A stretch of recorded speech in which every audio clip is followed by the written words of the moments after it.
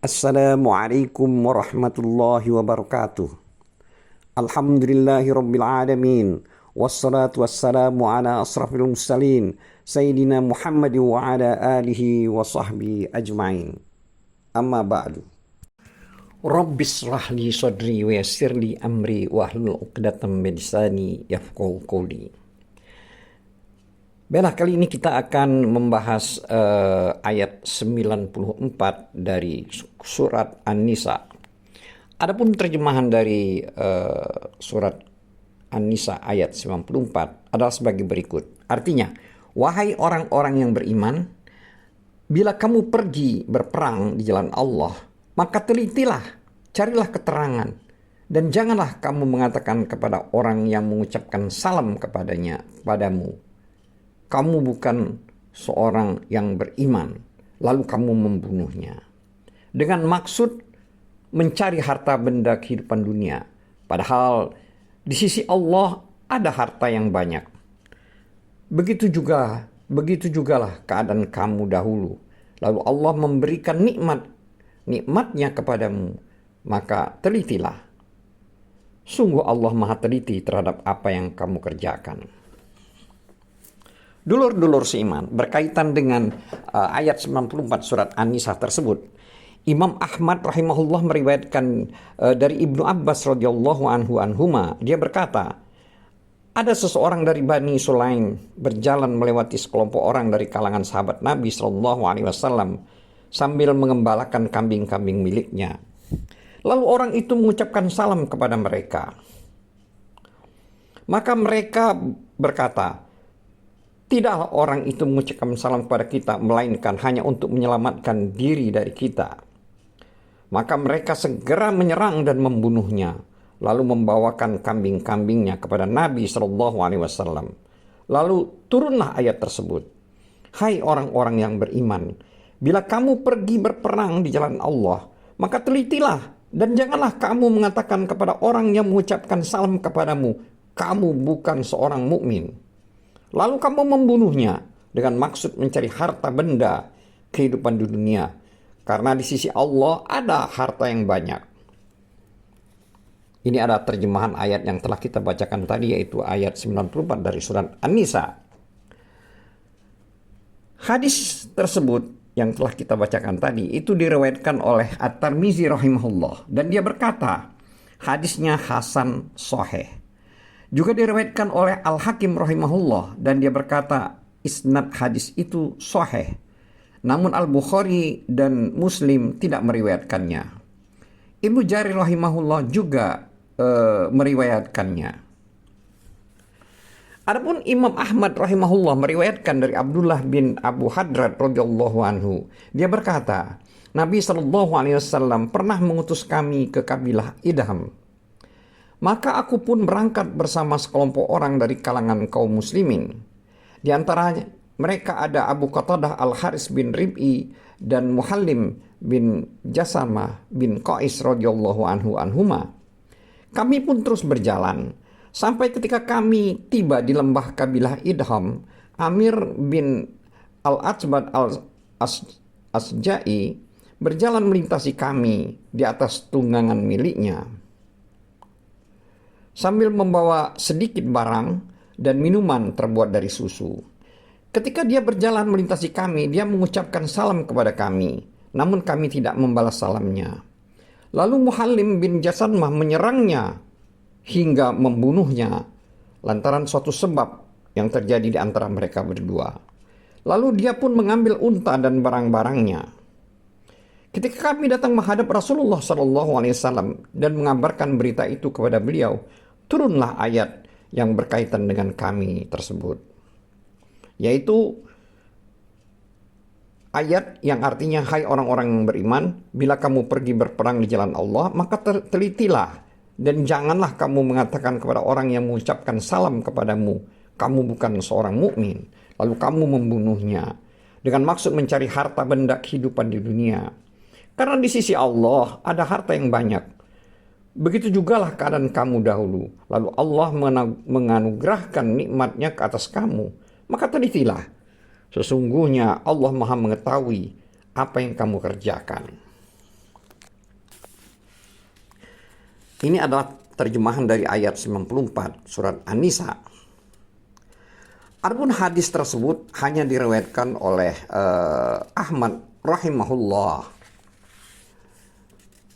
Ibnu Jarir rahimahullah meriwayatkan dari Ibnu Umar radhiyallahu anhuma. Dia berkata, Rasulullah shallallahu alaihi wasallam mengutus Muhallim bin Jasamah radhiyallahu anhu bersama sekelompok pasukan. Amir bin Abdad berjumpa dengan mereka dan memberi salam penghormatan Islam kepada mereka. Di masa jahiliyah dulu pernah terjadi permusuhan antara mereka.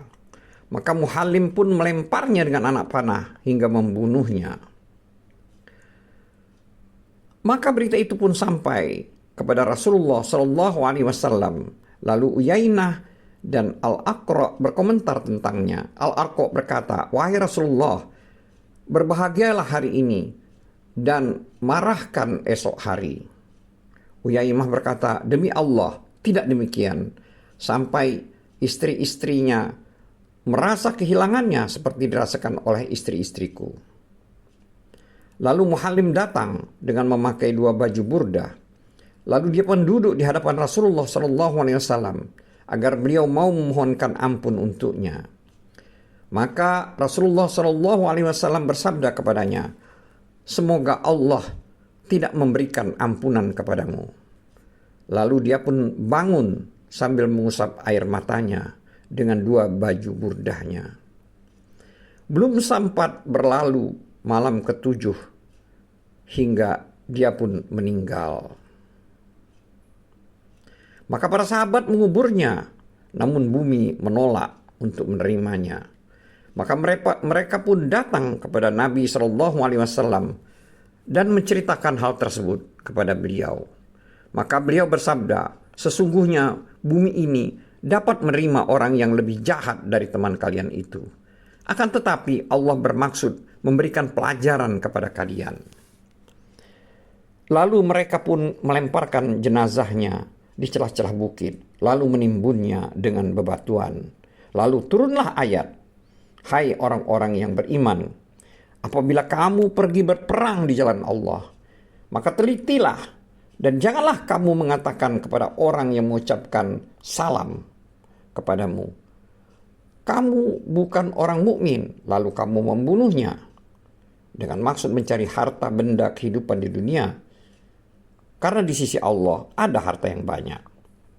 Ini adalah terjemahan dari ayat 94 dari surat An-Nisa.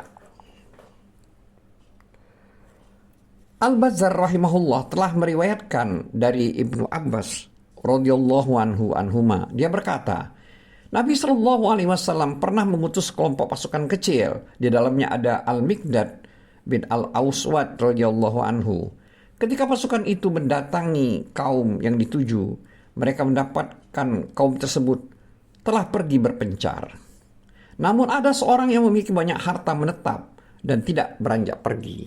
Lalu dia pun mengucapkan, aku bersaksi tiada Tuhan selain Allah. Akan tetapi Al-Miqdad tetap menerjangnya hingga membunuhnya. Maka ada seseorang dari kalangan pasukannya berkata, apakah kamu membunuh seorang yang telah bersaksi bahwa tidak ada Tuhan yang berhak disembah selain Allah? Demi Allah, aku akan benar-benar menceritakan hal tersebut kepada Nabi SAW. Ketika mereka datang menghadap Rasulullah SAW, mereka berkata, wahai Rasulullah, sesungguhnya ada seseorang yang bersaksi bahwa tidak ada Tuhan yang berhak disembah selain Allah, tetapi Al-Miqdad tetap saja membunuhnya. Maka beliau pun bersedan untuk orang yang mengucapkan yang berhak, hai orang-orang yang beriman, apabila kamu berperang di jalan Allah dan seterusnya, yaitu ayat 94 dari surat An-Nisa yang telah kita bacakan pertama tadi. Lalu Rasulullah SAW bersabda kepada Al-Miqdad radhiyallahu anhu, dia adalah orang mukmin yang menyembunyikan keimanannya di hadapan orang-orang kafir. Lalu dia menampakkan keimanannya di hadapanmu, namun kamu membunuhnya. Demikian juga dahulu kamu pernah menyembunyikan keimananmu di kota Mekah sebelumnya.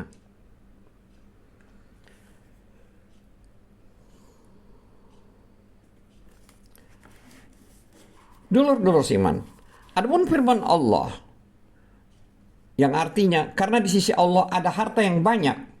Ini adalah kalimat dari ayat 94 surat An-Nisa. Maksudnya adalah yaitu yang lebih baik, harta yang lebih baik daripada yang kalian inginkan dari harta benda kehidupan di dunia, yang menyebabkan kalian membunuh orang yang mengucapkan salam dan menampakkan keimanan kepada kalian. Lalu kalian berpura-pura tidak memahami ucapannya, bahkan menuduhnya berpura-pura dan hanya sekadar berlindung dari kematian. Kalian lakukan itu semua dengan maksud mencari harta benda kehidupan di dunia, padahal rezeki halal yang ada di sisi Allah Ta'ala adalah lebih baik bagi kalian daripada harta orang yang kalian bunuh itu. Adapun firman Allah Ta'ala dalam ayat 94 surat An-Nisa, yaitu kalimat yang artinya begitu jugalah keadaan kamu dahulu, lalu Allah menganugerahkan nikmatnya atas kamu. Itu maksudnya artinya dulu sebelum keadaan yang sekarang ini, kalian Al-Anfal ayat 26 yang artinya, dan ingatlah ketika kamu para muhajirin masih berjumlah sedikit lagi tertindas di bumi Mekah, dan kamu takut orang-orang Mekah akan menculik kamu, maka dia memberi kamu tempat menetap, yaitu Madinah, dan dijadikannya kamu kuat dengan pertolongannya, dan diberinya kamu rizki yang baik agar kamu bersyukur. Ini adalah terjemahan dari surat Al-Anfal ayat 26. Dan hal tersebut adalah mazhab Sa'id bin Jubair yang dipilih oleh Ibnu Jarir rahimahullah. Adapun firman Allah Ta'ala yang artinya maka telitilah. Nah, ini maksud daripada kalimat dari ayat 94 surat An-Nisa ini, itu merupakan penegasan dari firman Allah Ta'ala yang disebutkan sebelumnya. Sedangkan firman Allah yang artinya sesungguhnya Allah Maha mengetahui apa yang kamu kerjakan, maka Sa'id bin Jubair rahimahullah berkata, itu merupakan peringatan dan ancaman dari Allah Ta'ala. Dulur-dulur seiman, ada keterangan yang berkaitan dengan ayat 94 surat An-Nisa ini, yaitu hadis dari Al-Hasami rahimahullah di dalam kitab Az-Zawaid 127 yang telah menukilkan kisah yang hampir mirip, yaitu dari Jundab bin Sufyan radhiyallahu anhu. Seseorang dari kabilah Bajilah, dia berkata, sesungguhnya aku benar-benar berada di dekat Rasulullah Sallallahu Alaihi Wasallam ketika seseorang pemberi kabar gembira dari pasukan yang diutusnya datang. Lalu dia pun mengabarkan kepada Nabi Sallallahu Alaihi Wasallam tentang pertolongan yang Allah Ta'ala berikan kepada dia dan pasukannya, dan tentang kemenangan yang Allah Ta'ala berikan kepada mereka. Selanjutnya orang itu juga berkata, wahai Rasulullah, ketika kami mengejar musuh itu, yaitu ketika Allah Ta'ala telah mengalahkan mereka, aku berhasil membunuh seorang dari mereka dengan pedang. Aku menerjangnya ketika dia berusaha lari sambil berkata, sesungguhnya aku seorang muslim, sesungguhnya aku seorang muslim. Selanjutnya Nabi SAW bertanya, apakah kamu membunuhnya? Orang itu menjawab, wahai Rasulullah, sesungguhnya dia hanya ingin berlindung dari kematian. Lalu Nabi SAW berkata, kenapa kamu tidak membelah hatinya? Lalu kamu lihat apakah dia seorang yang jujur atau seorang yang dusta? Orang itu berkata, jika aku membelah hatinya, aku tetap tidak dapat mengetahuinya, karena hatinya itu tidak lain hanyalah sekedar daging. Selanjutnya Nabi SAW bersabda, kamu tidak mengetahui apa yang ada di dalam hatinya, dan kamu pun tidak mempercayai lisannya. Orang itu pun berkata, "Wahai Rasulullah, mohonkanlah ampunan untukku." Nabi SAW menjawab, "Aku tidak dapat memohonkan ampunan untukmu." Beberapa hari setelah kejadian itu, orang itu meninggal dunia. Lalu orang-orang menguburkannya. Namun di pagi hari, jenazah orang itu kembali berada di atas tanah. Orang-orang kembali menguburkannya. Namun di pagi hari esoknya, jenazah orang itu kembali berada di atas tanah. Hal itu berulang kali sebanyak 3 kali. Ketika mereka melihat peristiwa tersebut, mereka merasa malu terhadap yang dihadapi oleh jenazah tersebut. Maka mereka pun membawanya dan melemparkannya ke salah satu bukit yang ada di sana. Al-Hasami rahimahullah berkata, hadis itu diriwayatkan oleh At-Tabrani di dalam kitab Al-Mu'jam Al-Kabir dan Abu Ya'la rahimahullah. Akan tetapi di dalam isnadnya ada Abdul Hamid bin Bahram dan Sahar bin Hausah. Mereka berdua telah diperselisihkan tentang kehujahannya.